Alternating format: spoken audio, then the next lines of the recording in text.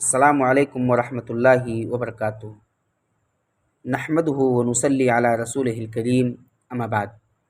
محترم حاضرین گرامی قدر، مشارکین،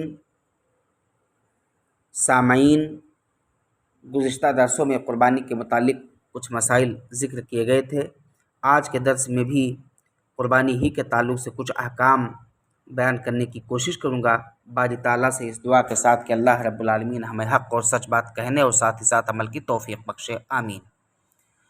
قربانی کے جانوروں کے عمر کی تعیین، یعنی کن عمر کی جانوروں کی قربانی درست اور جائز ہے، کیا عمر ہونی چاہیے، کتنے دن کے جانوروں کا ہونا ضروری ہے۔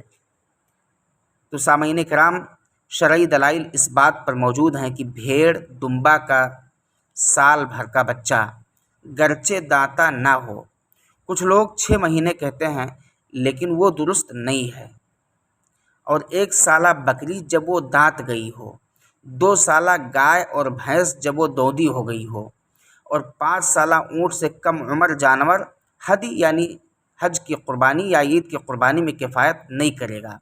مذکورہ قرآنی آیت میں قربانی سے مراد یہی ہے۔ نبی اکرم صلی اللہ علیہ وسلم کا ارشاد گرامی ہے، لا تذبحوا الا مسنہ۔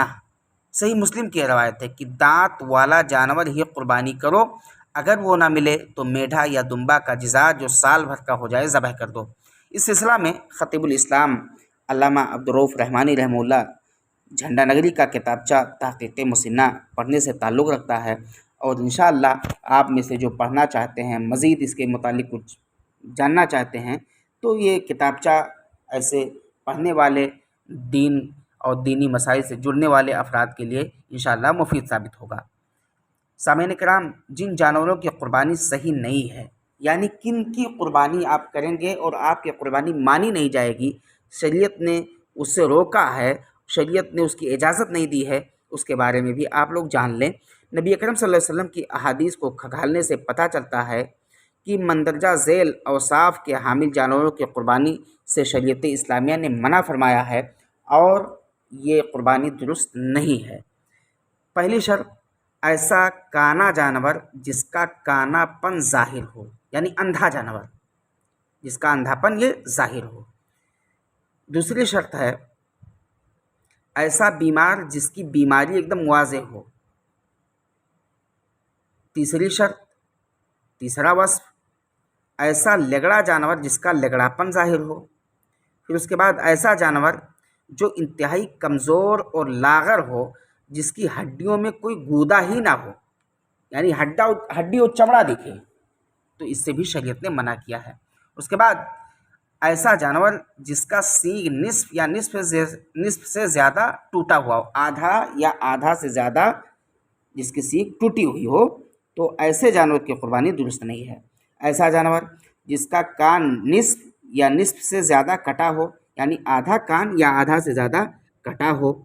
مذکورہ عیوب سے قبیح ترین عیوب میں مبتلا جانور، جیسے اندھا اور ٹانگ کا کٹا جانور، یعنی کوئی ایک دم اندھا ہو، کسی کا ٹانگ ہی کٹا ہو، تو ان جانوروں کی قربانی جائز اور درست نہیں ہے۔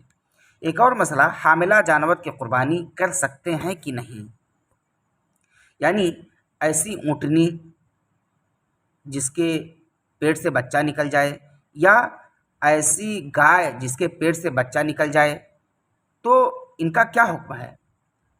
حاملہ جانور کی قربانی جائز اور درست ہے، اور اس کے پیٹ کا مردہ بچہ یہ حلال ہے۔ امام ابن المنذر رحمہ اللہ نے اس پر اجماع نقل کیا ہے، وَأَجْمَعُوا عَلَىٰ أَنَّ الْجَنِينَ إِذَا خَرَجَ حَيًّا أَنَّ زَكَاتَهُ بِزَكَاةِ أُمِّهِ، کہ ذبیحہ کے پیٹ سے بچہ مردہ برآمد ہو تو اس کی ماں کی قربانی اس کے لیے کافی ہوگی۔ ایک اور مسئلہ، خصی جانور کی قربانی کا حکم، اس کو بھی جان لینا ضروری ہے۔ خصی جانور کی قربانی بھی جائز اور درست ہے، اور جانور کا خصی ہونا قربانی میں عیب نہیں ہے۔ سلف صالحین میں سے بعض اہل علم جانوروں کو خصی کرنا مکروہ سمجھتے تھے، اور بعض اہل علم جانوروں کو خصی کرنے کی رخصت دیتے تھے۔ نبی کریم صلی اللہ علیہ وسلم سے جانوروں کو خصی کرنے کی ممانعت ثابت نہیں ہے۔ اس کے بعد ہے بھینس کی قربانی کا مسئلہ۔ بھینس کی قربانی جائز ہے یا جائز نہیں ہے، شریعت اس کے متعلق کیا کہتی ہے؟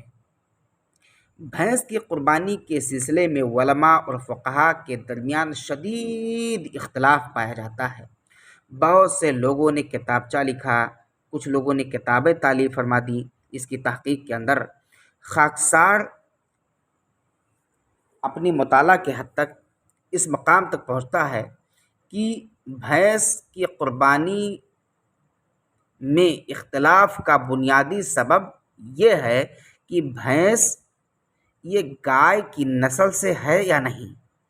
اگر بھینس کو گائے کی نسل سے مانتے ہیں، تسلیم کرتے ہیں، تو بھینس کی قربانی جائز اور درست ہے، اور یہی خاکسار کی بھی رائے ہے کہ بھینس یہ گائے کی صنف سے ہے، گائے کی قسم سے ہے، اور بھینس کی قربانی جائز اور درست ہے۔ بعض علماء بھینس کو گائے سے الگ مانتے ہیں، ان کے ہاں بھینس کی قربانی جائز نہیں ہے، واللہ عالم۔